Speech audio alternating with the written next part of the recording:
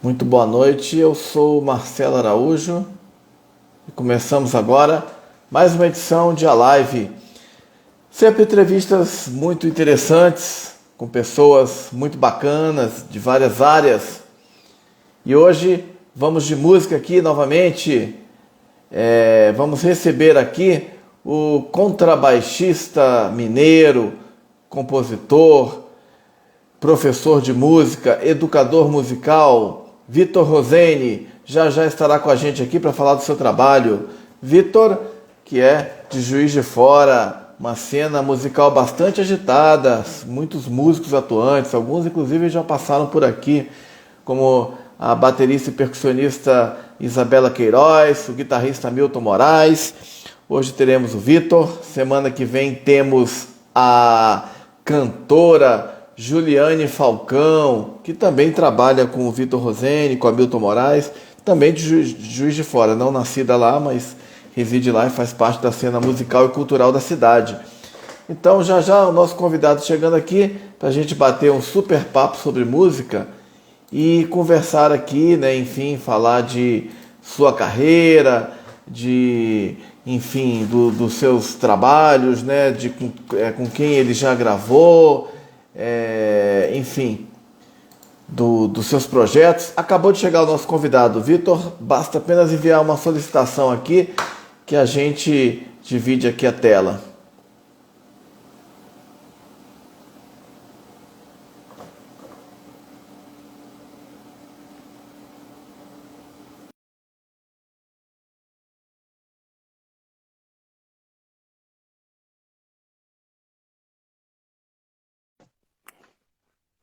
Oi, Fala, Vitor, meu boa querido, noite, tudo bem? noite. Tudo jóia? Tudo ótimo. Saiu o fone mesmo? Ou tá dando alguma Oi? latência? Perdão, pode falar. Tá legal o som sem o fone? Ou Tá preciso legal, tá colocar um? legal. Eu que costumo colocar, porque o pessoal fala que quando eu tiro o fone dá eco. Mas às vezes dá uns problemas, eu também tiro e melhoro. E depois, às vezes, volto, eu coloco de novo. O Instagram tem essas Se tá instabilidades. Você pra que. mim aí, só falar que já tá na mão aqui. Beleza, você que mexe com o Instagram, você sabe que de vez em quando tem umas coisas aí, como todas as Sim, redes sim. sociais. Vitor Rosene, em primeiro lugar, queria agradecer imensamente por você estar aqui hoje, né, para falar desse seu belíssimo trabalho como instrumentista, como professor e educador musical. Sei que você é uma pessoa extremamente ocupada nessa cena maravilhosa e efervescente que é aí de Juiz de Fora. Então, valeu a gentileza de estar aqui hoje. Ô, meu querido, eu agradeço demais pelo convite, que é sempre uma oportunidade muito boa, né, de estar falando sobre música, falando de uma forma tranquila também, né? Acompanho aí também os seus esse bate-papo, né? É muito legal, muito tranquilo e é um ótimo espaço, né? Tem várias pessoas maravilhosas aí que já passaram por aí. Para mim também é uma honra estar aqui conversando com você. Sinto muito honrado pelo convite. Obrigado, também fico honrado aí com a sua presença. Você que é um músico super talentoso, grande músico, valeu. Então vamos começar nosso bate-papo aí. As pessoas estão aparecendo e vão continuar vindo aí, entrando aí, a gente vai falando. Vitor, eu queria saber de quando que vem essa sua relação com a música. Esses dias mesmo eu estava pensando um pouco sobre isso, porque eu comecei a tocar mais tarde, né? Não sou assim de uma família de músicos, né? Aquela história clássica de músico que já tem, né? Meu pai não tocava, aliás, meu pai pegava, eu lembro de um violão do meu pai, mas não tinha tanto essa coisa de tocar profissionalmente e tal. E comecei a ver algumas lembranças, algumas ligações. Esses dias eu parei e estava olhando um vídeo antigo do Tom e Jerry. Uhum. E tem um episódio que o Tom pega um baixo acústico e toca, né? E aí, assim, me veio uma lembrança, assim, de quando eu assistia, né, esses desenhos e tal, e como que a música era presente neles, né? E como que eu gostava disso. Me veio uma lembrança de como que eu gostava desse som, como que eu gostava dessas coisas. Então, Uhum. assim, a música em si como profissão é uma coisa que aparece, né? De repente, é igual um sonho, né? Você nunca lembra o início do sonho, né? Você vê quando você já está dentro dele. E a música, para mim, também é isso. Assim, eu tive aquela noção de querer ser músico. E quando eu era criança também, eu tinha muito essa coisa com desenho. E aí você vê assim, que as artes são ligadas, né? Depois você começa a entender isso. Não é só a música, não é só o instrumento que é que é a questão do que você faz, né? De quem que você é. Na verdade, a música é uma das expressões artísticas, né, que você tem para liberar aquilo que você é, né? A música, na verdade, é um espelho do que você tem na cabeça, do que você tem na alma, né? E Uhum, tem a ver muito também com o jeito que você toca. Isso tá durante o papo aqui a gente vai falar muito sobre isso, né? Sobre o reflexo da alma do músico, uhum, né? Como que a música tá refletindo ali a personalidade de cada um.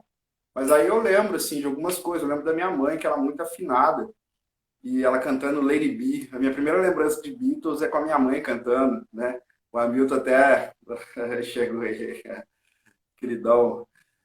O Hamilton até fez uma vez uma pesquisa, né, falando sobre isso, sobre essas lembranças musicais, né? O que te remete?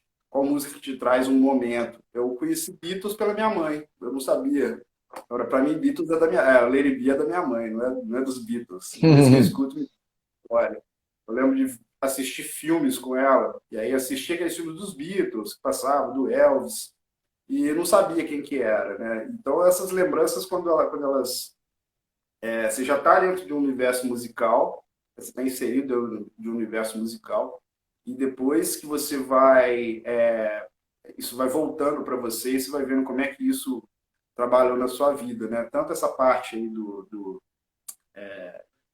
Elvis, de Beatles, Led Zeppelin, coisas que eu escutei quando eu era criança, eu não sabia o que que era. O Uhum. próprio, Rush, né? Quando eu descobri que aquela abertura do MacGyver, né? Era o Tom Sawyer, do Rush, Uhum.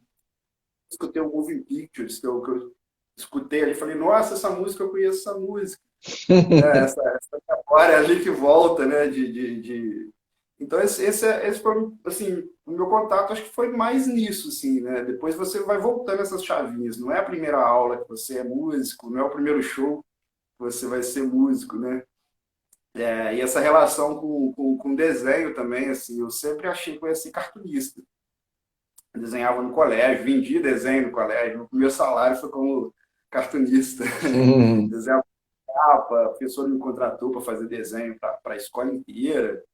Então, assim, eu tinha muito isso na cabeça, né, de estudar desenho e de entrar para essa área. E aí depois você começa a ver como é que tudo é conectado. Comecei a descobrir várias pessoas que são músicos e desenham, né? Até estava vendo o Matheus Starling falando que ele estudou na Berkeley e tinha um professor, né, um grande mestre de dado, que é o Nick Goodrick, conhece, um jazzista, né, e ele tem vários livros e métodos, e ele é um professor da Berkeley que ele fazia algumas técnicas fora da parte técnica, em questão de criatividade. Uhum. E aí tinha não nessa parte, não na época que o Matheus estudou lá, ele estava conversando com um aluno dele que começou a estudar na Berkeley, como é que tá o Mickey e tal, essas coisas. E aí ele falou que o Mickey Kudrick estava aplicando uma coisa, que toda semana a pessoa tinha que trazer um desenho para ele. Então, o professor de música, ele não está falando só sobre música, né? Assim, que tem a ver um desenho com a música, né? A questão da imagem, a questão de criatividade, né? Você combinar todas as artes no final, né? Então, acho que essa coisa dos filmes prestava muita atenção em trilha sonora. De coisas que eu não sabia o que que era, mas que depois, mais velho, agora, eu já vejo essa coisa da trilha sonora, de como que a imagem está associada ao som e de como que o som gera emoção. Né? Star Wars, né? O John Williams, as séries do Superman, do Star Wars, tantos filmes, né? Eu lembro quando eu assisti o Blade Runner, primeiro contato com sintetizadores, né? Assim, sabia o que era o sintetizador. E aí, Aí agora você assistindo de novo e você vendo o processo criativo, hoje em dia você tem os making-offs para assistir, né? E aí, e essa diferença também, né? O Vangelis naquela 1970 e pouco, né? Do Blade Runner, do que ele era o início dos sintetizadores, né? E como é que aquilo era uma coisa ultra moderna. E agora, nessa continuação que eles fizeram do Blade Runner 2049, foi o Vangelis de novo. E é o Vangelis com todo esse aparato tecnológico que tem hoje, né? Esse contato com esses instrumentos, né? Essas coisas, essas imagens sonoras, né? Mais uma vez falando sobre essa questão da ligação com as emoções, né? Eu vi muito isso também com o Marcus Miller. Marcus Miller e o Stanley Clarke falando sobre isso. Né? Eles trabalham muito com thriller, né? O Marcus Miller fez aquele do Todo Mundo Odeia o Chris, né, aqueles sons. E o Stanley Clarke, em uma entrevista, ele falando sobre isso, sobre como que era feito um filme, né? Como que ele sentava, assistia com o diretor, e aquela cena, todo o diretor ia falando com ele, né? Essa cena aqui eu quero que ela seja eu quero que ela seja uma cena mais serena. Essa cena tem que ser uma coisa que traga ação. E aí, como é que você traduz isso para a música, né? Como é que o músico ele tem que ter essa coisa na hora que você está tocando, você está gerando uma emoção, só que essa emoção, ela é tanto do que você está tocando, mas tem uma parte teórica ali que você consegue fazer isso, né? O estudo dos intervalos, os trítonos. É uma coisa que você tem como medir, tem como produzir isso. Né? Depois, quando você estuda a harmonia, a teoria, você sabe como que tecnicamente, você consegue criar essas emoções. Né? Isso também é uma coisa que eu tento decifrar, né? Tento decifrar essas emoções e tento também trazer para as pessoas, assim, quando dentro de uma aula, como é que você transforma uma coisa que é teórica em prática e emoção, como que você discerne uma emoção e transforma ela numa coisa teórica. Uhum. Ah, Então, um pouco disso, assim. bacana, muito bacana, cara. Realmente se fala da criatividade é muito importante, né? Enfim, junto com a técnica, né? Bacana. Sim, sim. A técnica é para explicar uma coisa que é natural, né? A criatividade, a curiosidade são o que produz, né? O que foi feito primeiro, né? A música, primeiro, a música é uma linguagem, né? Então, assim, o que a gente aprende primeiro? A gente aprende a falar primeiro, a gente aprende a fazer um som, né? Mamãe, papá. Depois você vai entender aquilo, né? Você tem uma ligação mais afetiva primeiro, depois Uhum. você vai estudar, depois você vai estudar o que é um sujeito dedicado, concordância verbal, e aí você vai entender isso com um todo, né? Quando você é adulto. É a mesma coisa da música, né? A música, na verdade, ela é a combinação dos sons primeiro e depois o estudo, né? Hoje em dia a gente até vê muito isso, com esse lance com essa democratização da internet, você vê muita gente que chega, esses alunos mais novos, eles já chegam com dúvidas em assuntos assim, eles já viram alguns assuntos, só que qual que é o problema hoje? A chuva de informação, né? A pessoa ela já tem um conhecimento num assunto, só que ela tem um conhecimento, mas ela não tem o conhecimento da base. O que precisa mais ali que é tocar, né, principalmente, e tocar primeiro e entender o som, né, usar o som, é um pouco mais difícil. A pessoa está com tanta informação que ela não consegue criar o som. Uhum. Acho que é o contrário, né? O Hermeto fala muito disso, né? O Hermeto também foi um desses caras que começou com o som, né? Foi estudar teoria muito mais tarde. Vários músicos contam esse tipo de história, né? De começar primeiro tocando e depois você vai estudar. O Sandro Reich fala muito disso, né? Tocar, tocar, tocar, depois professor chega e te mostra o que é aquela escala e você descobre. Isso aí também aconteceu muito comigo, assim, de curiosidade, de já estar fazendo alguma coisa ali, tocando, e depois, quando eu comecei a estudar, eu comecei a entender o que eu estava fazendo, né? E aí você aplica aquilo pelo nome, né? Mas antes é mais pelo som, é mais pelo som. Uhum. As pessoas mandando um alô aí, J.R. Veloso mandou um alô, nosso amigo aí, o Hamilton Moraes, né, com quem você toca, gravou o disco lá, Tempo Quebrado, também está aí, mandou um alô, né? Enfim, esteve aqui na semana passada falando sobre o trabalho dele também, né? E teve alguém Legal, mas aqui. depois eu assisti ali, eu cheguei meio no final, né? Depois eu assisti ela inteira ali, né? É muito legal essa forma de enxergar a música do Hamilton, assim. É muito bom fazer esses sons com ele, que o Hamilton ele tem essa coisa assim do intuitivo, né? E é sempre Uhum. um desafio bom de tocar com ele. Primeira vez que a gente fez um som assim desses últimos tempos, né? Me chamou num dia para fazer um som no outro, assim, vamos tocar um som em beatport, então vamos fazer, eu falei, vamos, que dia que é? Ele é amanhã. Eu falei, vamos. E é sempre isso, sempre quando aparece um desafio, um negócio, essa coisa do disco, né? Ah, várias informações dele ali. Muita coisa já estava explicada, né? Que é aquela coisa da composição, mas o que ia acontecer ali não tinha nada. Era o que era o encontro que ia juntar as ideias, né?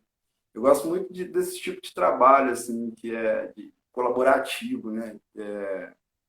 Você ver o que aquela composição está pedindo e você completar aquela composição. Isso eu acho muito legal, esse tipo de trabalho de grupo, né? É Uhum. muito bom de pronto também, acho que são situações, tem que estar pronto para várias situações diferentes, né? Tem um arranjo que você tem que tocar nota por nota, né?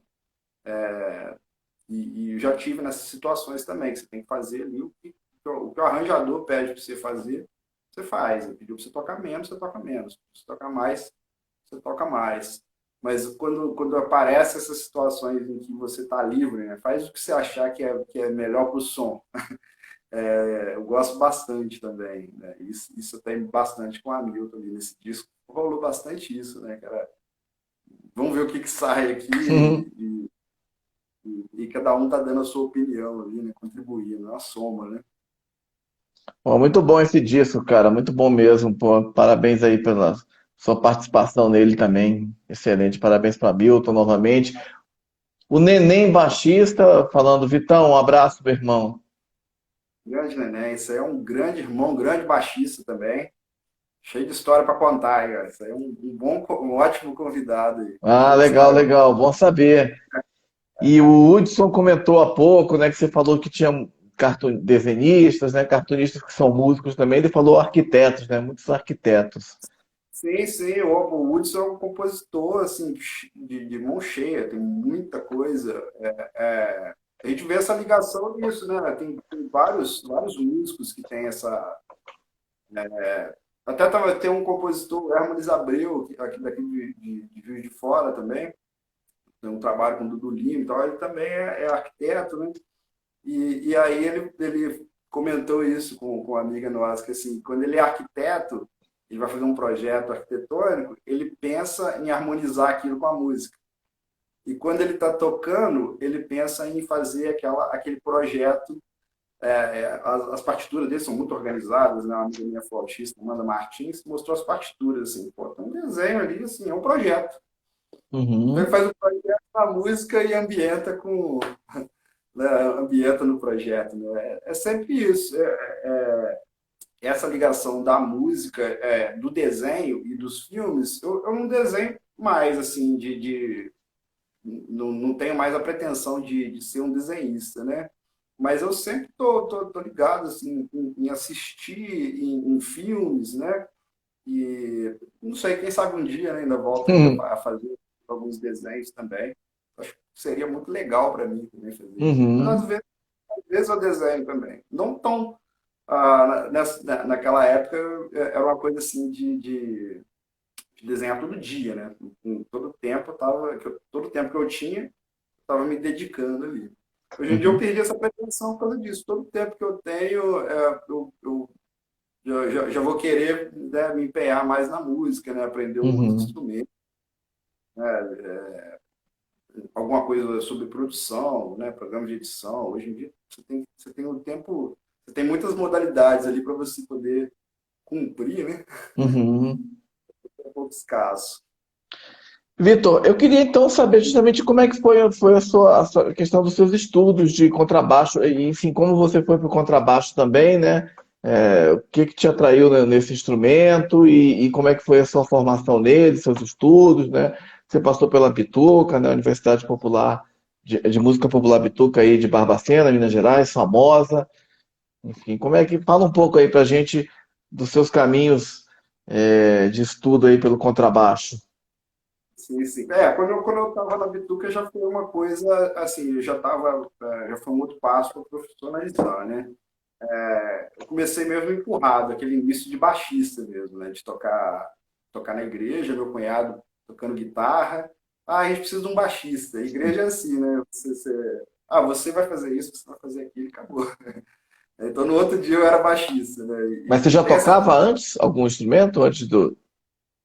Não, não tocava nada, assim. Uhum, Simplesmente do dia para o outro você tem que virar baixista. uhum, E foi legal demais, assim, esse ambiente, né, de igrejas é um lugar que tem muita oportunidade para você aprender, porque tem uma pessoa que toca lá há 10, 20 anos, ela tá ali tocando com você, tá te dando oportunidade, e, e é aquela coisa da curiosidade mesmo, né? Se você quer, você toca, né? Igual o Hermeto fala lá, né? Só não toca quem não quer. E é um pouco isso, assim, você tem muitos músicos autodidatas, assim, que vêm da igreja, né, por influência da igreja, e que são, assim, autodidatas e que estão ali naquela situação e depois começam a estudar. Você tem muitas orquestras, né? Toquei numa orquestra também na igreja, que tinha o maestro Moisés Valadares, no Rio de Janeiro, teve aqui em Juiz de Fora uma época, e tinha uma orquestra aqui, e, e era isso. Essa época foi uma época que era muita coisa de leitura, né? uhum, Essa coisa de arranjo, né? E foi muito bom para mim tá nesse momento ali. E muita gente aprende dessa forma, né? Você começa ali no instrumento e vai fazendo. Isso me ajudou muito, assim, treino de ouvido, outro treino que foi muito importante para mim também foi o da timidez, né? Eu sou muito tímido, desde criança. Só que com essa coisa da música, de você estar se apresentando para 15 pessoas, 30 pessoas, 50 pessoas, aí daqui a pouco você começa a tocar num seminário, tem 200 pessoas, tem um encontro regional, não sei o que, é 500 pessoas, começa as viagens e tal. Aí você já começa a ficar menos, né, desinibido, já começa a saber como. Você já começa a querer uhum, conversar com as pessoas. Mas, assim, eu acho que para você tem também muita gente que veio dessas bandas, né, de bandas militares, né, muitos músicos militares na igreja, né, principalmente essa parte de instrumentos de sopro, né, e de uhum, orquestra, bastante gente ali. Esse foi o meu primeiro contato, assim. Daí tocava realmente, sim, só tocava ali, né, naquele lugar e a relação da música ali também foi uma coisa muito importante do respeito com a música, da questão espiritual com a música. E a música, eu fui descobrindo isso depois também, né? O que a música faz, né? Se estudando outras religiões, aliás, todas as religiões, elas têm o que elas têm em comum. Primeiro é a mensagem, né? uhum, E depois é a questão do culto, do ritual. Todo ritual ele começa com a música, todo ritual, para você se ligar com o sagrado, né? Seja qual sagrado for o seu, né? Você tem esse ritual de você cantar, a música está presente nisso desde o do início de tudo, né? a própria sistematização da música mesmo, né, dos gregorianos, né, os modos gregos, né, assim, toda essa sistematização foi feita pela igreja, né, no Uhum. passado. Então, assim, é muito, muito importante. Foi muito importante para mim esse período ali de estar fazendo esse som de coração, né? De dedicar, de fazer o meu melhor dentro daquilo. Aí, a partir dali, você começa a querer buscar informações, né? Aí eu comecei a levar mais a sério, né? E pensar em levar a sério. Aí comecei a estudar com o Dudu Lima, que é um baixista, tocando com o Stanley Jordan, tocou com o Hermeto, Márcio Ciribelli e turnê internacional. Eu lembro de uma coisa assim, que me marcou muito, assim, duas coisas assim, que para mim foram fundamentais de ter esse contato com o Dudu Lima. O primeiro foi essa questão de profissionalismo, né? A gente está lá, o cara atendeu um telefone, pô, vou fazer um show no Rio de Janeiro, vou fechar uma turnê não sei aonde. Eu falei assim, rapaz, um dia eu vou fazer isso.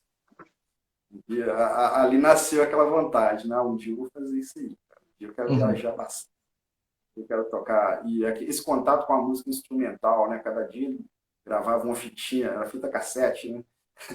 E gravava uma fita cassete para mim ali do Jaco Pastorius, Stanley Clarke, Marcus Miller, Victor Bailey. Aí cada dia eu ia para casa com um som ali explodindo na cabeça. Aí eu ia trabalhar e ia de Walkman, escutando Jaco Pastorius de um Uhum. lado e Marcus Miller. E aí nessa época eu ainda não tocava profissionalmente, né? Tocava só mesmo nos projetos. E dessa época começaram a aparecer os convites, começaram a aparecer as primeiras bandas, né? Já dentro desse conceito mais profissional, né? De trabalho. E uma coisa muito legal, na época tinha um trio, né? Que era o Lima, o Leandro Chio, né? E o Alexandre Chio. E eu lembro de um show que eu fui, eles tocando demais, era uma Amândula, né? Eles quebrando tudo, eu fiquei lá sentado, pensei, quando que eu vou fazer um som desse, né? E uns 10 anos depois eu toquei com o Alexandre Chio, né? A gente gravou um disco em 2007, que é o Fractal. Ele não tem no Spotify, não, mas tem no YouTube. E, poxa, para mim foi uma coisa muito, muito legal isso, né? Antes disso, assim, uma coisa que me marcou bastante foi quando o Dudu foi fazer uma turnê na Europa, né? E ele me chamou para ser o substituto dele numa escola que ele dava aula. Então, ele me deu esse voto de confiança ali, né? De estar fazendo esse trabalho junto com para ele, né? Junto com ele, ali cobrindo. E foi muito, muito bom para mim ali essa experiência, e dali também eu comecei a deslanchar nessa parte da didática, né? Uhum. E ali que eu tinha aprendido, né? Foi uma coisa muito, muito importante para mim, era essa mudada de chave ali também. Além de estar fazendo sons, você pesquisar, porque aí você começa a revisar todo o material, né? Você tem um aluno do zero, você volta no zero de novo. E aí você vai sedimentando melhor essas informações na cabeça. Música é repetição sempre, né? E para mim isso foi muito bom. E essa influência mesmo, né? De estar com ele, né? De estar perto de uma pessoa que é o seu objetivo, né? Que está fazendo uma coisa que você quer fazer. Uma parceria muito, muito legal ali. Ainda tenho ele ainda como um grande mestre, ainda, né? Sempre vai ser, né? Vai estar aqui na semana que vem nessa live também.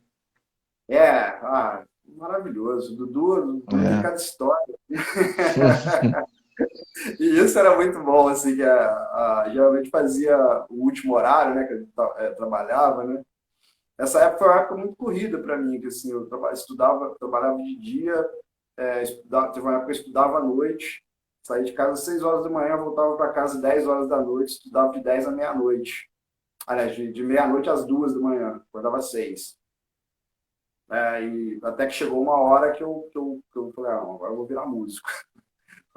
Vou largar isso aí e vamos embora, vamos viver de Uhum. música. Essa também foi outra virada, né? Que é a hora que você decide viver do que você está fazendo, né? Não que um músico amador seja menos músico, né? Até tem vários músicos amadores que se dedicam o dobro, né?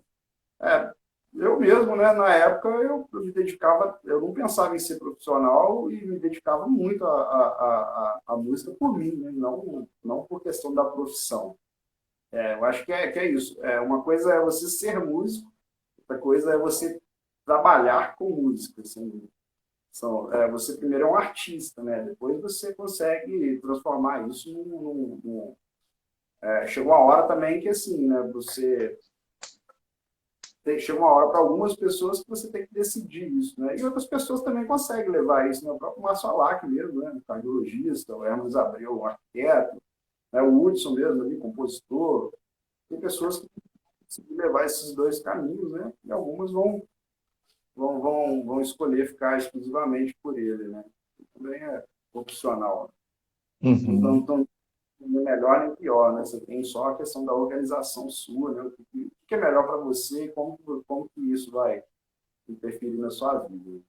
Aí, depois dessa parte ali, um amigo meu me escreveu na Bituca, né? Que eu não sabia ainda eu entrei na primeira turma, né? Então, quando saiu a primeira turma, esse amigo meu, um violonista que eu tocava com ele, na fez a minha inscrição e falou assim: cara, você tem que participar disso aqui, isso aqui é a sua cara, tem que ir lá. Uhum. E eu fui assim, né? E aí depois eu olhei todo mundo lá, né? Ivan Correia, Gilvan de Oliveira, Ian Gilvan de Guest, Oliveira. então, assim, ponto de partida. E aí eu entrei, né? Fui selecionado para fazer lá. E teve um aniversário. Quando foi o aniversário de um ano da Bituca, o ponto de partida estava fazendo 20 anos. Então eles iam fazer um show com os alunos. E aí o meu professor me indicou para eu fazer um baixo. Então a gente fez um show de aniversário do ponto de partida. Pô, o show foi muito legal, muito astral. Eu, a Amanda Martins também, que era flautista, que era aluna, né? Tinha alguns alunos e alguns professores tocando junto, e a direção musical era dos professores. Essa questão da direção musical foi uma coisa assim que foi um divisor assim também, né? Que o Ivan de Oliveira, pessoa super violonista, mas super músico, com direção musical isso é muito legal.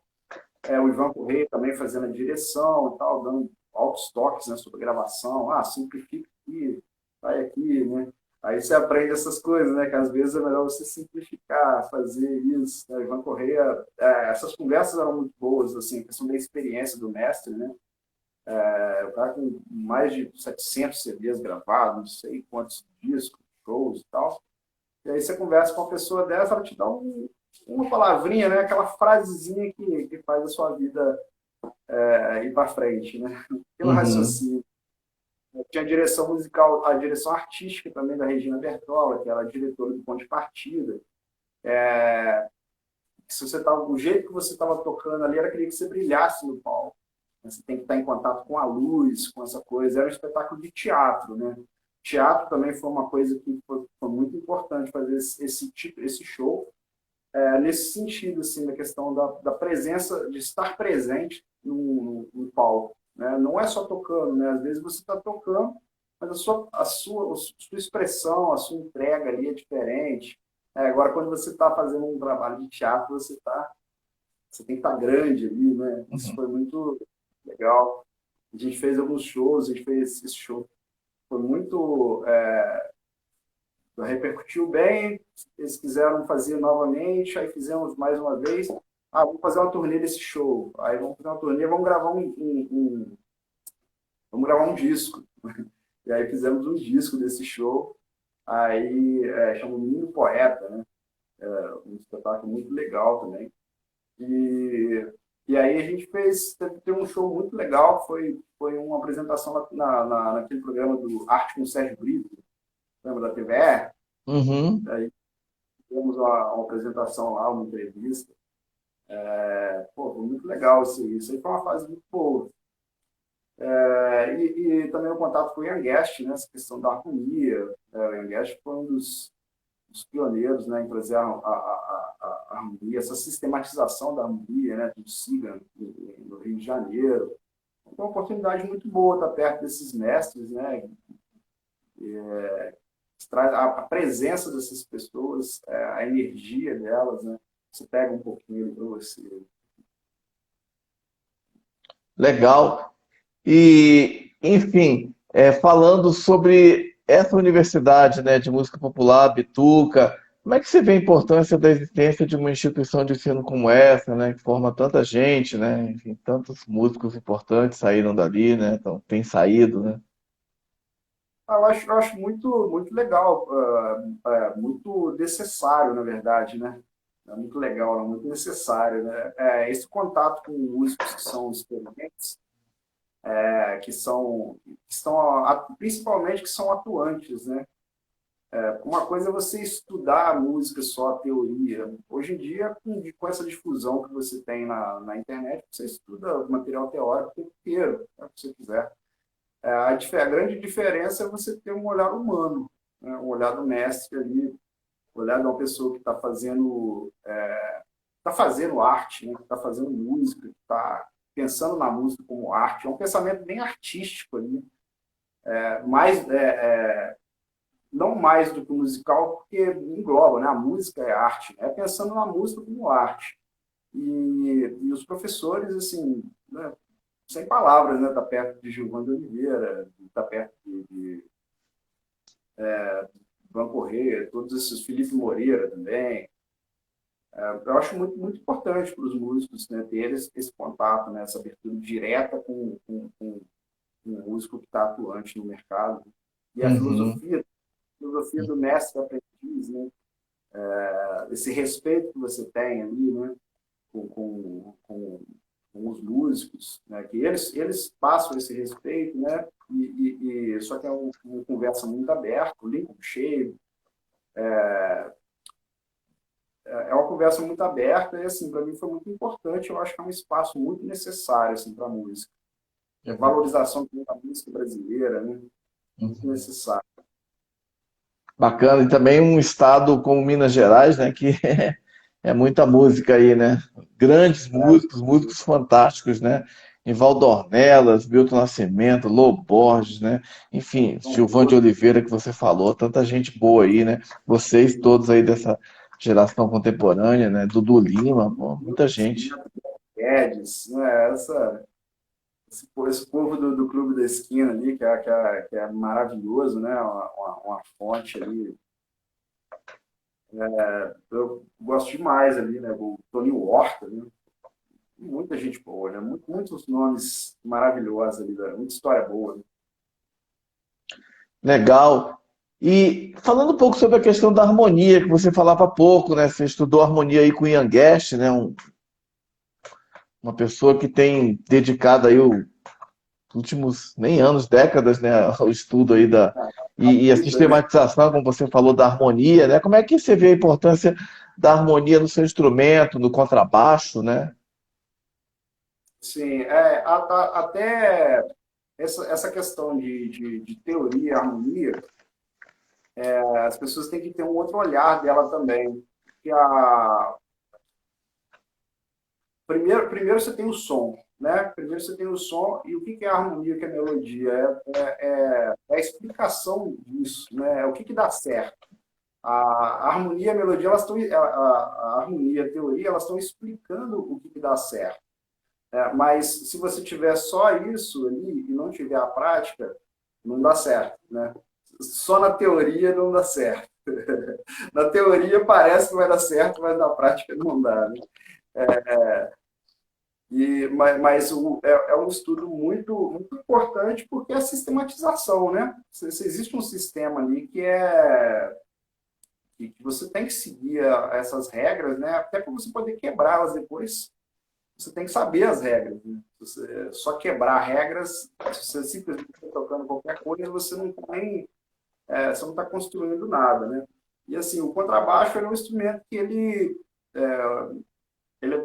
a função dele principal é de reforçar os graves ali. Você está tocando uma nota. Hoje em dia você já tem um baixo mais moderno, fazendo acordes, fazendo várias coisas, né? Mas a função principal do baixo é marcar uma nota.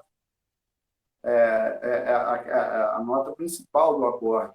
Só que essa uma nota do contrabaixo, né? O baixo, na verdade, não é um instrumento, o baixo é uma função, né? Todo acorde tem um baixo. A nota principal, a nota fundamental do acorde é o baixo. Então, quando você inverte uma nota, é um baixo invertido. né? Uma nota que na sequência harmônica ela é ascendente e ela é a próxima, né? Se ela for mais grave, ela ganha um lugar de importância, né?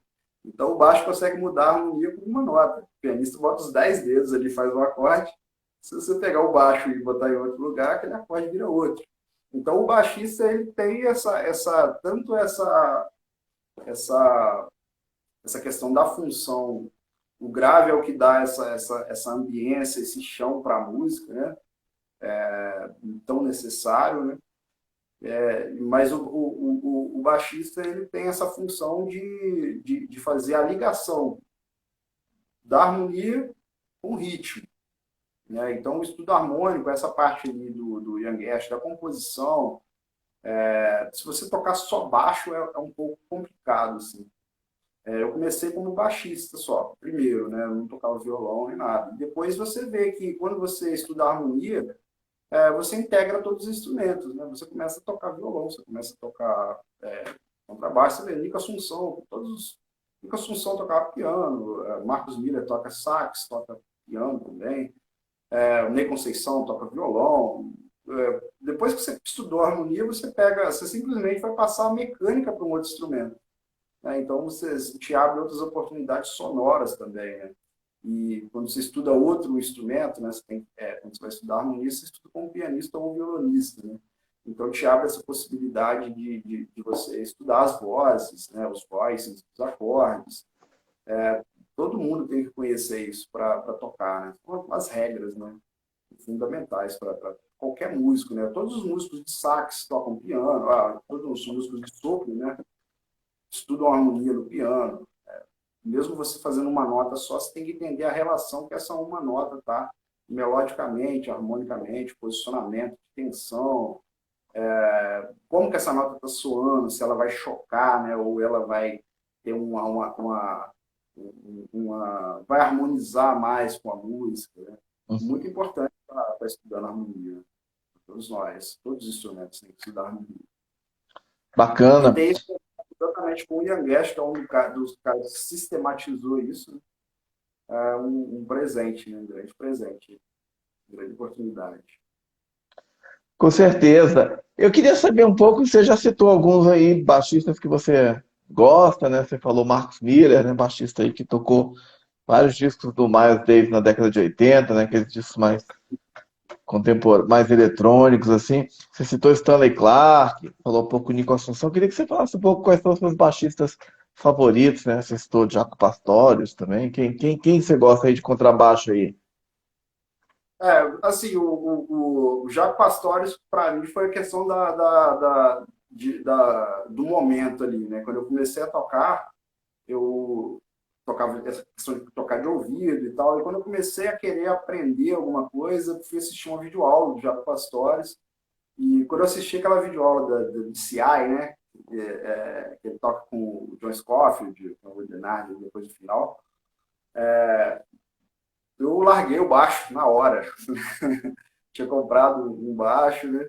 Eu vendi meu baixo. Falei, não, entendi tudo, né? O nível é muito alto, né? Não dá para chegar nisso aí. E foi até isso mesmo, assim, a retomada, né? Que o meu baixo estava meio que empenado, o cara me devolveu o baixo. E eu fiquei com aquilo na cabeça, né? Eu falei assim, mas o que eu vou fazer agora?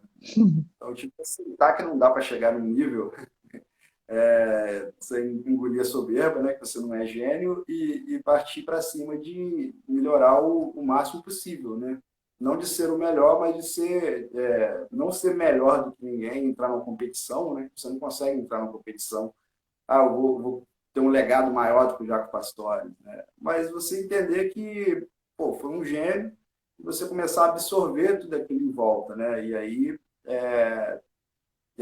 isso para mim foi muito marcante, porque foi assim, a primeira vez que eu entendi que a música não é uma competição, né? E, e comecei a absorver influências. Então, assim, a minha primeira influência foi mais o Jaco Pastorius ali. Eu tinha escutado alguns baixistas que me influenciaram mais, e a partir dali eu fui entender mais, né? Então, nessa época eu estava muito dentro dessa coisa do jazz ali, escutando muita música americana. Então era o Jaco Pastorius, John Patitucci, Victor Bailey, né, que substituiu o Pastorius na Rick Wash depois, o o Jeff Berlin, veio do Tribal Tech também, o Gary Willis. Então foi muito nesses baixistas primeiro, assim, dessa fase do Jazz Fusion ali. Né? Eu gostava muito daquele guitarrista Alan Holdsworth, e ele sempre tinha os baixistas maravilhosos, né? O Jeff Berlin, o Jimmy Johnson, aquele do Jimmy Johnson, Anthony Crawford. Então, assim, comecei a entrar mais para essa onda desses baixistas. Depois comecei a escutar um pouco dos baixistas mais antigos, de acústico, né? Ron Carter, Paul Chambers. Tem um disco do Pet que é maravilhoso com o baixista. Charles Mingus? Não, não, Charles Haley. Ah, Charles Hayden. Esse disco é um disco dele com Pet de violão, né? Violão, Ah, baixo. Pet. Isso. Aí, pô, aquela onda ali, o Mingus também, né? O Mingus maravilhoso, né? Com som nervoso, né? Quando você escuta o Mingus pela primeira vez, é um negócio Uhum. nervoso. E depois, quando você vai sabendo as histórias, né? Também, né? Que você começa a ler as biografias, entender ali o contexto, você começa a ficar a gostar mais ainda e valorizar também. Começa a entrar também Esse Domingos ele foi bem marcante. Tem um livro dele, né? Saindo da Sarjeta, fala da história dele, uma história bem conturbada, né? É. Essa questão do racismo e outras coisas dele, né? Do gênio forte. E aí, assim, bem marcante também quando eu comecei a entrar nessa onda do Charles Mingus ali. E assim, Led Zeppelin também, sempre gostei de Led Zeppelin, né, o John Paul Jones, os baixistas de rock. Primeiro eu gostei muito de jazz. Aí depois dessa onda do jazz, eu tava meio bitolado nisso, assim, né? E comecei a ver quem que esses músicos acompanhavam. E aí eu vi um show aquele disco do Milton, olha, do Milton, não, do Eric Shorter, né, aquele Native Dance, 74. Uhum. E aí, o Milton Nascimento, falei, opa, primeiro eu conhecia o pessoal de fora, eu falei, uai, o Milton Nascimento com Eric Shorter, que é isso, que doideira. Aí vi aquele da Flora Purim com 500 Miles, da Flora Purim com o Ron Carter no baixo, né, como é que chama o percussionista, o marido dela? Ayrton, Ayrton né? Moreira. Aí eu vi que tinha um disco da Flora Purim, que tinha o Jaco Pastores tocando, né? E todo mundo do jazz tocou com o Ayrton Moreira, né? Aí eu comecei a olhar mais para a música brasileira, assim, aquele olhar, assim, né, de quem não entende muita coisa, de que lá fora é muito melhor, porque o jazz é isso e Uhum. aquilo, né, tendo essa influência mesmo, igual do Jaco Pastorius, que eu te falei, que foi o primeiro cara que, né, Abner L'Oreal, essa galera ali. Depois eu comecei a ver que, assim, cara, esses caras, aquele disco do Miles, né, Speak No Evil, tem duas Uhum. músicas do Hermeto, né? E aí eu fiquei sabendo daquele encontro do Hermeto e do Miles, eu falei assim, que o Miles, né, usando o cara que xinga todo mundo endeusando o Hermeto. Ó, aí eu comecei a ver, né, o Tiberê, comecei a acompanhar o Arthur Maia, comprei um disco do Arthur Maia, aí quando eu olhei na faixa 10 lá, tinha o John Patitucci participando, eu assustei com aquilo, eu falei, ó, esse som parece Patitucci. Aí eu vi o John Patitucci, a faixa 12 era o Kenwood Denard, batera com Pastorius, né? Depois fui ver um outro disco dele, tinha o Mike Stern tocando, eu falei, ó, que isso, o Brasil é respeitado. Aí comecei a ver, né? E aí comecei a ver mais coisas da música brasileira lá fora e comecei a ver, né? Tinha um show do Milton ao vivo, que é o Milton, o Stanley Clarke, o Hancock, né? E o Billy Coba na bateria. Aí quando eu vi também o Nico Assunção, né? Assim, como é que ele tocava com todo mundo, né? Como é que ele era respeitado ali no planeta. E aí comecei a voltar mais para esse lance do baixo brasileiro, né? Comecei a ver os grandes músicos, escutar mais música brasileira, escutar o fusion brasileiro, né? O Black Rio, né? Jamil Joanes, o Azimuth mesmo, que é uma banda que ficou fora vários anos, né?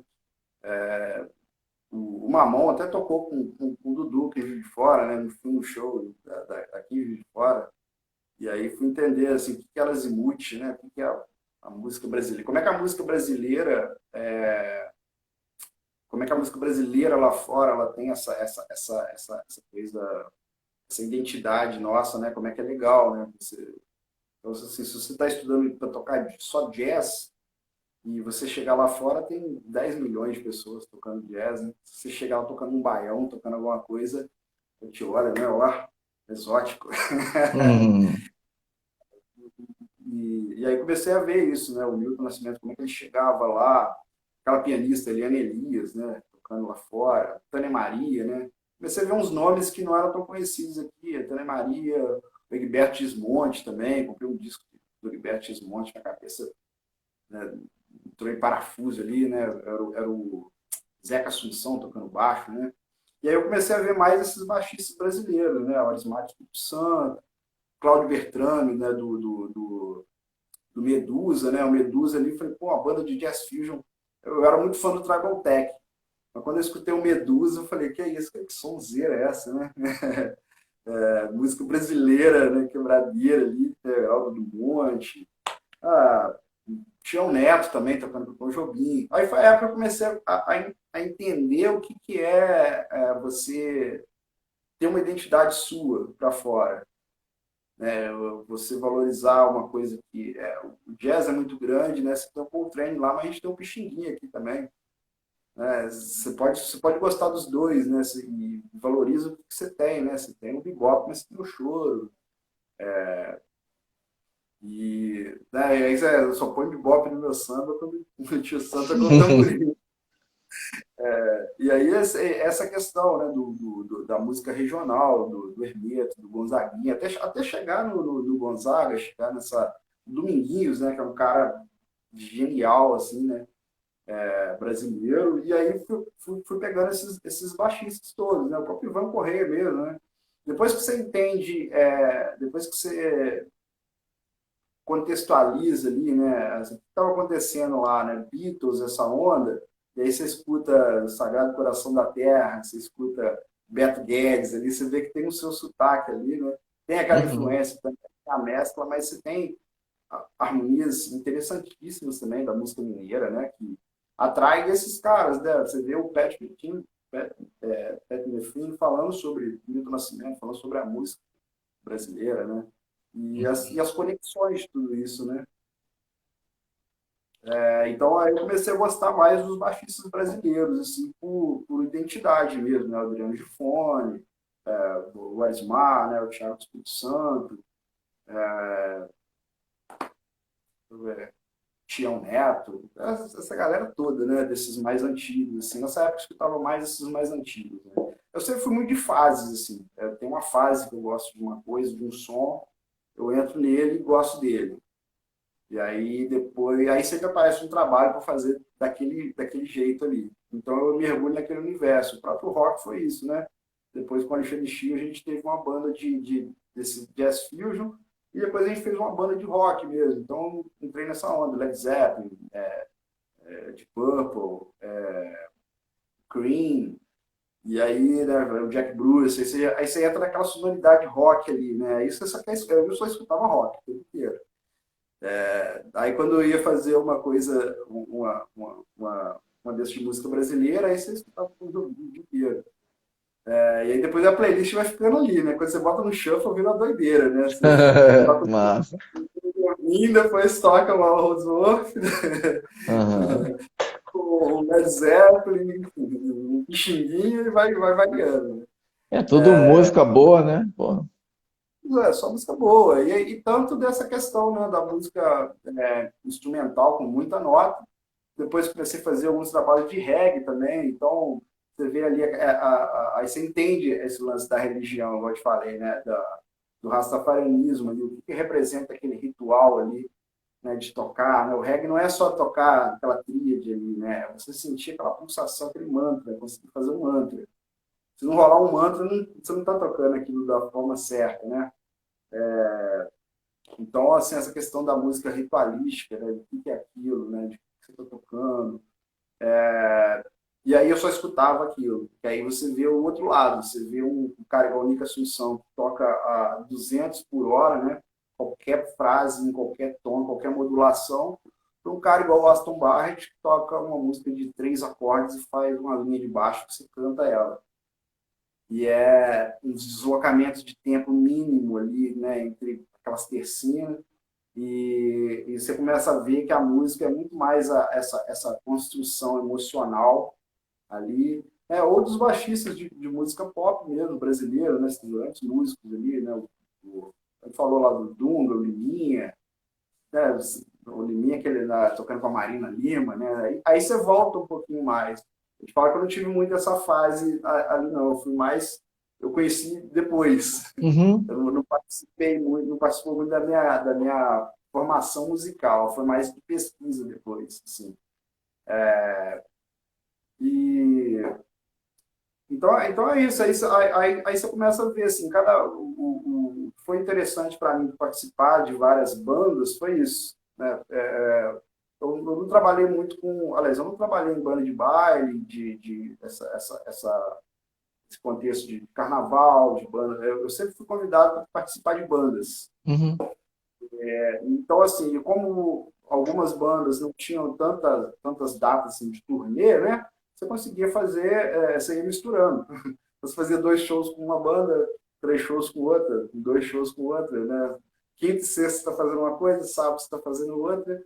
Você está quinta e sexta no rock, sábado você está no MPB, na outra semana você está tocando música instrumental, né, em algum evento de manhã. Aí, nessa questão do ponto de partida, também apareceu uma banda de música infantil, uma picada, que, a gente, que foi uma onda dessa do teatro também. E aí você vê, assim, né, você está tocando, um dia você está tocando rock, outro dia você está tocando música infantil. E pensando nisso, e aí você vê outros trabalhos, né, Palavra Cantada, o Arnaldo Antunes, já viu um trabalho do Arnaldo Antunes, de música infantil? Uhum. Bom, pô, Sonzeira, né? Pato Fu também tem um disco de música infantil. Em BH a gente fez um show junto com o Pato Fu de música infantil, no festival lá de BH. E aí você vê que, para mim, assim, tudo no final é o mesmo sentimento. Sabe? A mesma coisa de estar no estúdio fazendo, gravando um disco que só vai ser gravado, para mim é uma energia. Tocar com criança, que você vê aqueles olhando para você assim, né? Aquele sorrisinho ali olhando para você, é uma coisa maravilhosa, né? Vinha aquelas crianças tímidas depois de show, a mãe que tem que vir pedir autógrafo para você, Uhum. né? Tava de roupa, de palhaço mesmo, assim, né? Não de palhaço propriamente, mas de, assim, tinha um figurino, né? Assim, caracterizado. E aí você sai dali, você vai tocar numa banda de rock, você está com uma outra, né? Você está soltando energia ali, aquela coisa. Aí o outro dia você vai tocar MPB, você está quietinho ali, assim, você tem que tocar mais lento, mais. E aí eu acho que isso também assim, me ajudou bastante, assim, de ter um repertório variado, tanto de escutar quanto de estar apto a fazer. Porque quando você faz um tipo de trabalho só, parece que você fica estigmatizado, né? Ah, aquele cara Uhum. ali toca, aquele cara ali toca rock, Uhum. né? Aí começa a aparecer fazendo várias coisas, começam a aparecer vários convites diferentes também. Tem Uhum. essa função do freelancer, né? E só que eu sempre fui um freelancer assim, que fazia um show e depois você fazia o próximo também, aí você entrava numa banda e você começava a fazer várias bandas, né? Isso é muito legal, assim, cada um com energia, cada um mostrando o melhor, porque não é uma coisa que eu pesquisei, igual o próprio instrumental mesmo nessa época, eu estava com o Alexandre Chia, ele mostrou muita coisa de música instrumental ali que eu já gostava, mas abriu ali minha cabeça para alguma coisa. Quando eu comecei a fazer com o Cardoso, eu fiz uma imersão ali sobre Bob Marley e reggae, falei, poxa, já vai para um outro universo, né?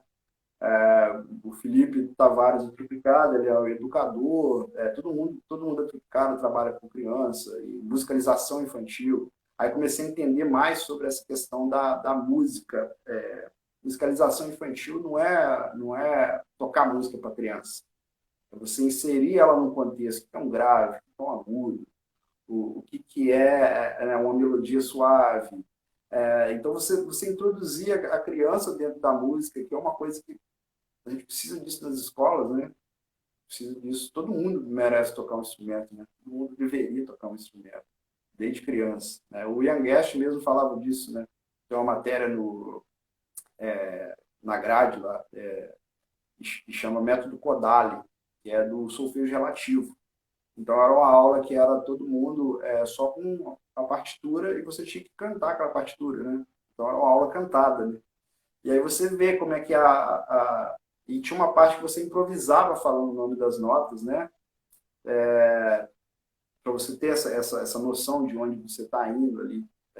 Isso foi uma coisa muito importante. O Ian Guest falava que na Hungria qualquer criança de 7 anos faz isso. Ele é húngaro, né? Ele é um pouco. Ele mesmo falava isso, né? Às vezes eu falo algumas coisas pela entonação da voz que parecem que são arrogantes em português. Essa questão do sotaque, né? Então ele falava, qualquer criança faz isso. Qualquer criança. Porque você não faz isso, você não faz isso porque você está pensando muito. E essa coisa, né? Vira criança, faz aí. É só fazer, é só fazer. Isso é uma das coisas assim, que eu trago para mim também de filosofia, assim, de vida, né? De tentar fazer. Sempre quando alguém me pergunta uma coisa dela, você toca. Cara, tem uma banda de rock aqui, você faz? Eu faço. Já tocou a banda de rock? Não. Mas eu aprendo. Eu escuto e tento ver o sotaque. Né? O sotaque que tem o baixista de rock, né? Que ele toca mais forte, ele tem esse som sujo, né? Batendo de corda no captador. Tem as notas mais longas, tem as notas abafadas, tem a palheta. Aí você pega esse sotaque ali. Você vai tocar um MPB. Se você fizer isso aqui na MPB, você está pensando num baixo acústico. Deixa a nota soar mais, deixa a nota gorda, dá a cabeça do acorde ali e fica quieto. Né? Pensa no Tião Neto. Então, assim, tem essas coisas. Vou tocar rock, eu penso no John Paul Jones, né? Nas pentatônicas, naquelas notas do fraseado. Eu vou tocar uma música brasileira, eu penso no Gifone. O Gifone tem um som mais agudo, né? Se for uma coisa mais funk, samba funk é o Gifone. Se for uma coisa mais levada, né? Mais pro lado do Tom Jobim, é o Tião Neto, sem nota seca, só cabeça de nota. E é importante ter essas referências por causa disso, né? Nessa própria gravação da Bituca mesmo, o Gilvan falou comigo. Ô, Vitão, esse aqui é sambão Tião Neto. Pronto. Você já tem que entender o que é. Né? Que é cabeção e vai. Esse aqui é sambão e Tião Neto, hein? Vai lá, hein? Só essa frase aí toca do seu jeito, marca as cabeças e não faz firula. Né? Você já pegou o código ali, né? Do que a pessoa quer. Né? Então, isso é uma coisa legal, assim, o próprio, esse lance do reggae, né? Do Aston Bar, né? No reggae, quando não tem notas secas, aí você está tocando aquele funk já com Pastorius, se você for tocar um reggae, toca mais aqui pro lado do braço aqui para tirar um som mais aveludado, né? Deixa as notas no chão, né? Crava as notas. Então, assim, cada ritmo tem uma particularidade, né? E cada ritmo te dá uma aula, né? De vivência ali, né? De vivenciar esse ritmo, de ver o que ele tem, que ele tem para oferecer ali, né? Tanto como a música, como musical, né? Em termos de produto musical, mas como filosofia de vida, né? O que aquele artista está pregando, o que aquele artista está trazendo para você. Acho que deu uma travada aqui, né? Travou? Não, tô te ouvindo bem. Você está me ouvindo bem? Tá. Tá normal para O mim. senhor deu um girinho. É? Tá bom. Tá ótimo. Tá normal aqui para. É Às vezes tem essas intercorrências aí, mas faz parte. Legal, muito bacana. então tá. E você cita aí o Gifone já teve aqui numa live algum tempo atrás, assim como o Dunga também já teve aqui, esses baixistas aí muito bons, né? E você também gosta de. Oi? Esse espaço é muito bem frequentado. Obrigado, pô. Você tá aí para demonstrar isso também.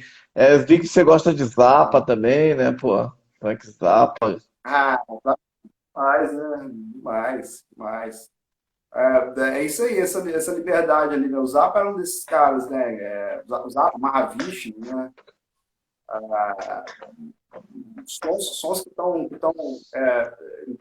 misturando, né? E trazendo outras influências, né? Eu gosto muito do McLaughlin.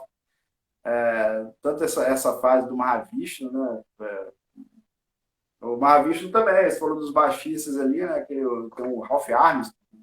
Ele entrou até entrou no Mahavishnu, na audição era o Pastores, né? O cara que roubou a gig do Pastores. E aí eles falam que, na entrevista que eu tinha visto dessa do Ralph Armstrong, quando ele fez o som, ele tocava várias linhas, meio que abrindo as linhas do baixo ali, nessa questão de melodias, e o pessoal assim, não, não é isso que a gente está procurando e tal. E aí depois eles escutaram aquilo de novo. É isso, cara. Ele tá trabalhando com outras linhas, né? Tipo uma contra-melodia nas músicas. Bem interessante também esse raciocínio, né? Do baixo. O baixo, apesar, assim, voltando naquele assunto da questão da harmonia, né? Desses pilares da música. Apesar do baixo, a função principal dele, do baixo, ser esse reforço de grave, quando você pega ali o Jaco Pastores ali, desse jazz fusion mais para frente, você começa a ter essa quebra, né? Do baixo trabalhando mais com melodias, com contramelodias ali, um baixo mais para frente, né? Tanto do Stanley Clarke quanto do Pastorius trabalhava muito essa questão rítmica, mas também melódica do baixo, né? O baixo um pouco mais na linha de frente. É muito interessante isso, porque você é um músico muito versátil, né? Esse seu ecletismo, né? Que reflete assim todos esses seus gostos, né? Musicais, mas também assim você toca com muita gente de vários estilos, né? Muita gente diferente, reggae, blues, jazz, MPB, né? Muito bacana essa sua, tanto em estúdio quanto nos palcos, né? Enfim. E você agora está com um projeto, né? Enfim, um grupo, né? Inclusive com a Milton Moraes que esteve aqui e com a Juliane Falcão que estará aqui na próxima terça-feira, né? Jujuba e os Ah, Chicletes da música nordestina. Você chegou a falar de Dominguinhos, né? Enfim, como é que é isso. tá esse projeto, né? Já tem nas plataformas? Como é que tá aí o som do grupo? A gente gravou esse último projeto, né, do Jujuba, a gente gravou 4 músicas da Juju, né, a Ju Falcão, né, a música são de autoria dela e os arranjos são nossos, né. E a gente fez a gravação e já saiu o primeiro, amanhã sai o segundo, vai ser um EP, né, de 4 músicas. Então já saiu o primeiro vídeo semana passada, amanhã sai o próximo vídeo, né, e já está no Spotify.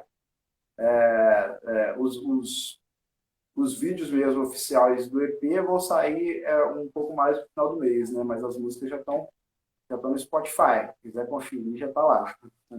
Não quero mais, né? Isso. É muito legal esse trabalho, porque é bem brasileiro mesmo, né? O Hamilton está numa fase bem. O Hamilton também tem essa, né? A gente para conversar esses sons aí e a gente coloca qualquer som. É uma pessoa que dá para escutar esses sons todos, né? Desde esse rock progressivo até os guitarristas mais tradicionais de jazz, e dá para conversar com as músicas brasileiras e botar os dominguinhos, botar tudo.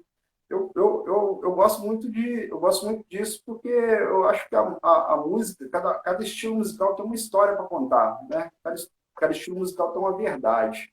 Né? E a verdade do Brasil é a miscigenação, né? Então não dá para você falar que a música brasileira é só um tipo de música, né? É difícil você falar isso, né, da música. E no final a música ela se encontra ali, né? Os sotaques vão se encontrando ali na música. E aí, então o Hamilton assim ele está nessa fase, né? Bem Brasil ali. E essa mistura também que a gente faz ali, você já tem muita influência. O Heraldo Dumont fazia muito isso, essa influência, né? Desse fraseado, dessa base brasileira, com células brasileiras, né?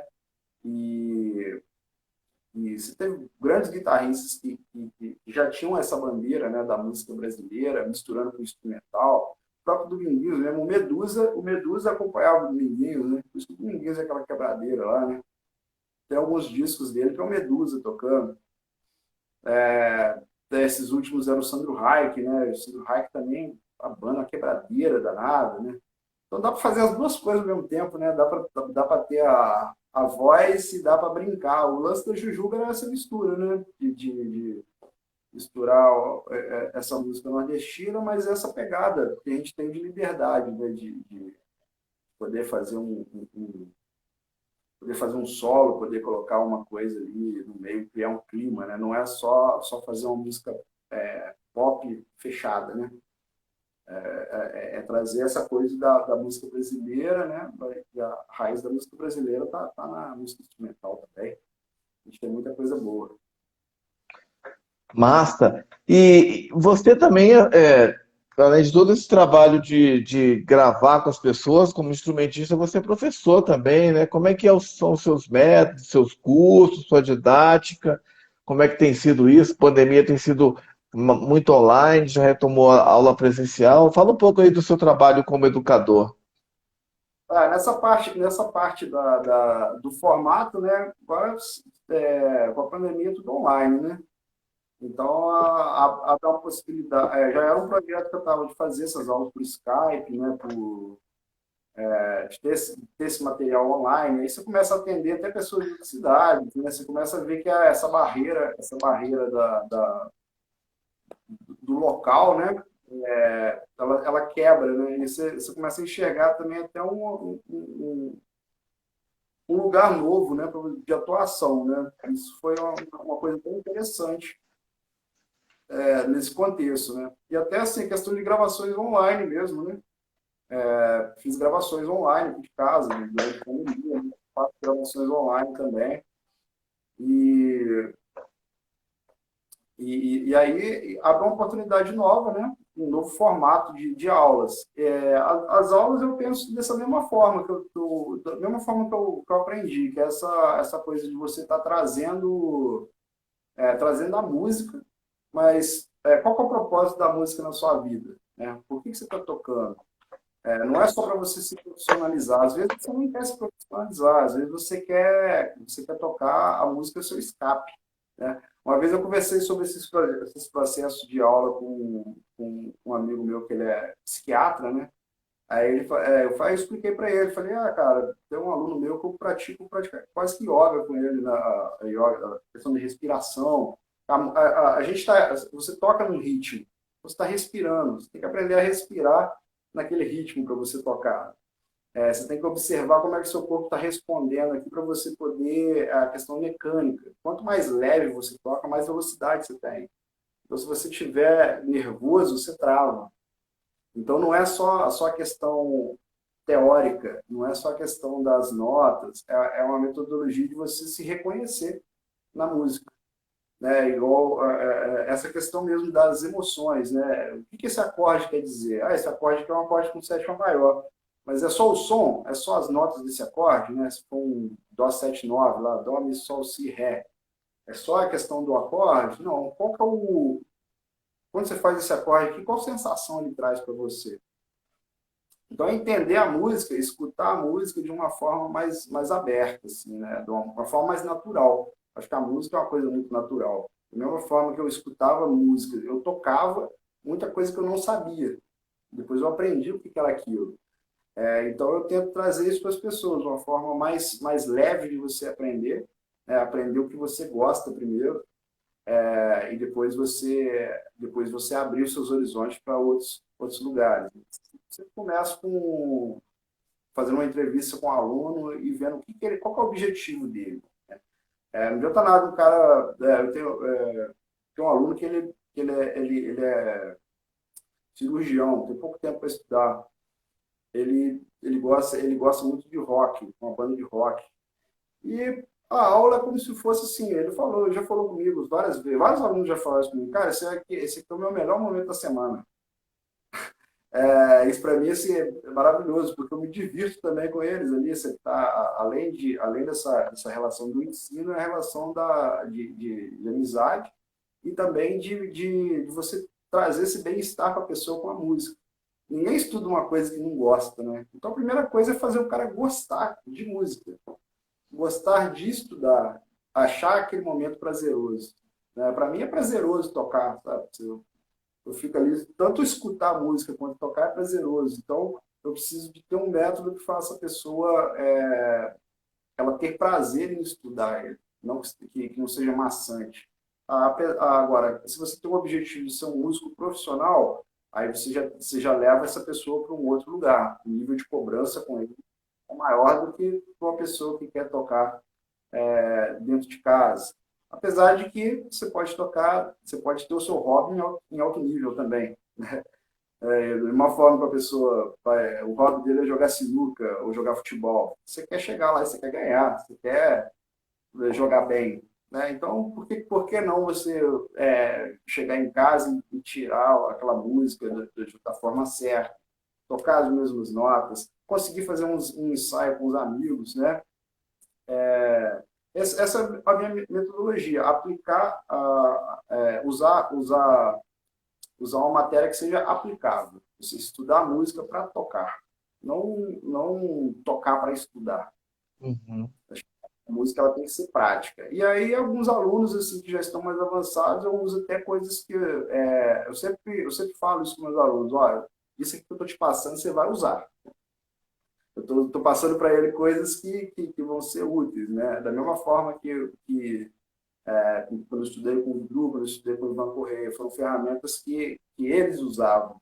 Eles passaram essas ferramentas para mim também, e eu tenho outras ferramentas de experiência de tocar com outras bandas. Então você tem que ter essa versatilidade, cara, porque uma hora alguém vai te chamar para tocar isso. Então, quer ser músico profissional? Você tem que escutar isso, isso, isso, isso, isso. Você tem que ter a questão da referência auditiva. Igual eu te falei aqui, vários nomes, vários estilos diferentes aqui. Você tem que ter essa diversidade. Se você quiser trabalhar com estúdio, com gravação, você tem que trabalhar, você tem que escutar muita coisa, você tem que estudar, você tem que estudar leitura, estudar teoria, para você ter a hora de improvisar. Quem gosta de música instrumental, aí geralmente já é aquele músico que está mais apto a querer estudar mais, né? Então você faz um cronograma mais puxado para esse aluno, né? Dentro dessa parte de improvisação.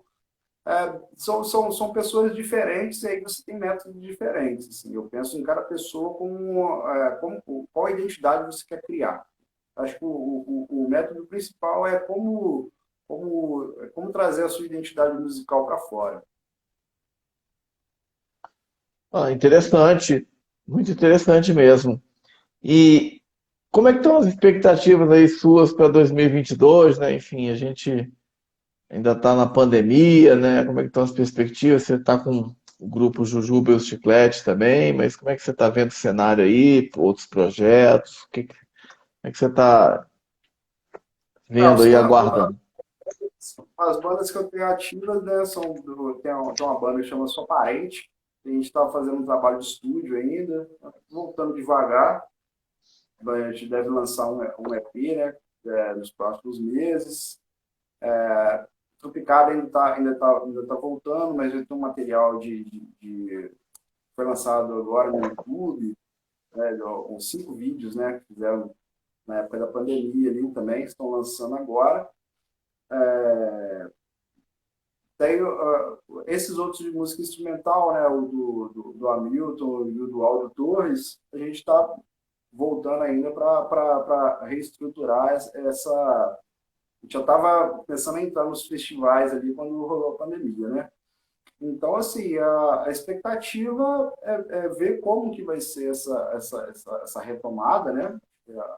Ainda está um pouco, ainda tem que se pensar um pouco ainda, né, de como vão ser esses eventos, mas é esperançoso também, né?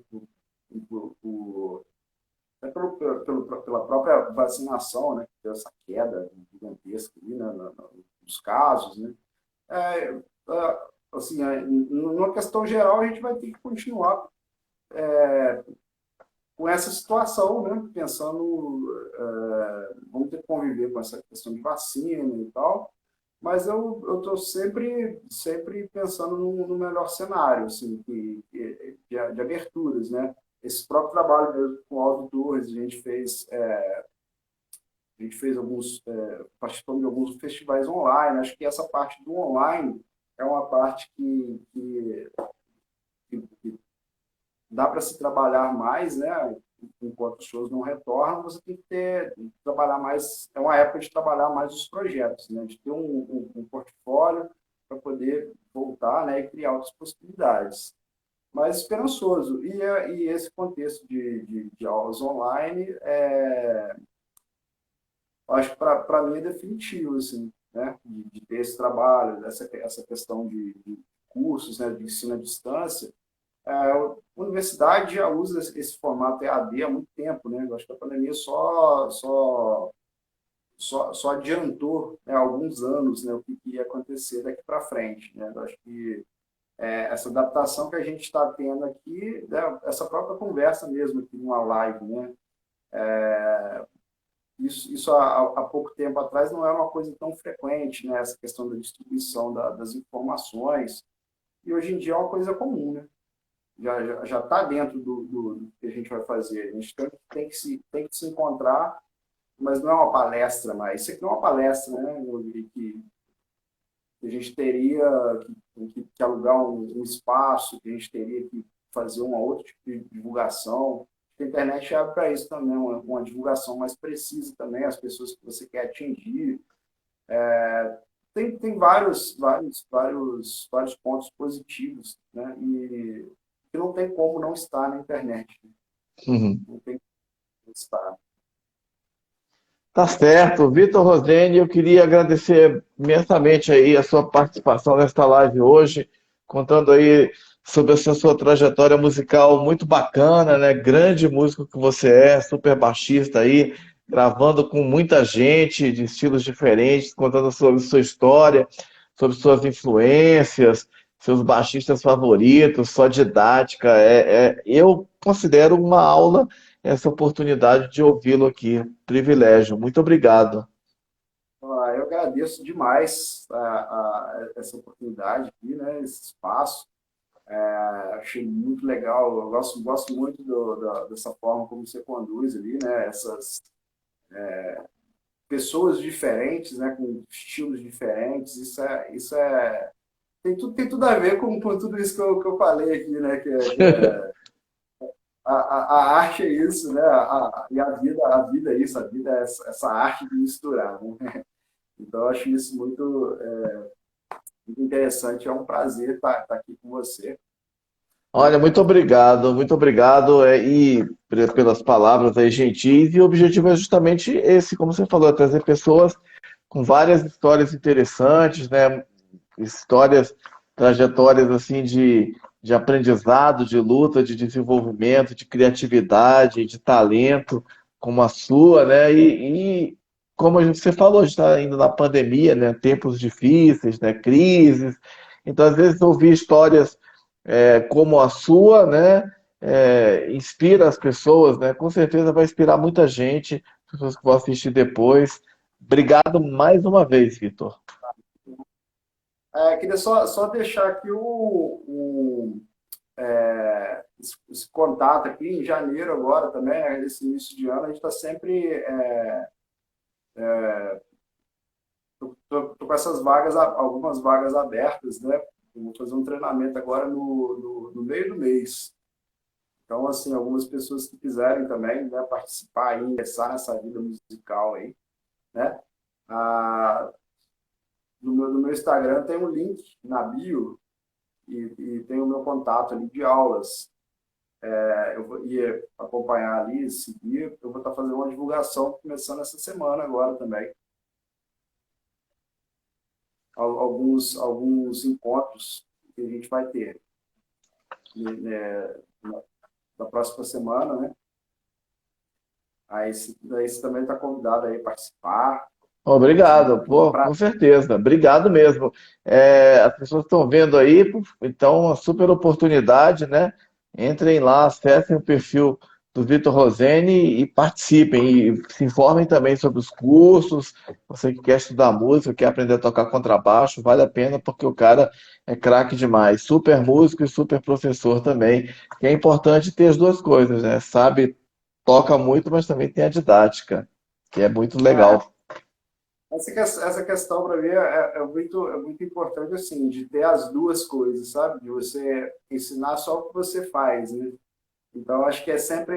Já me perguntaram isso algumas vezes, né? Se você é mais professor ou você é mais músico. Eu acho que não tem como você sair, né, de um ou do outro, né?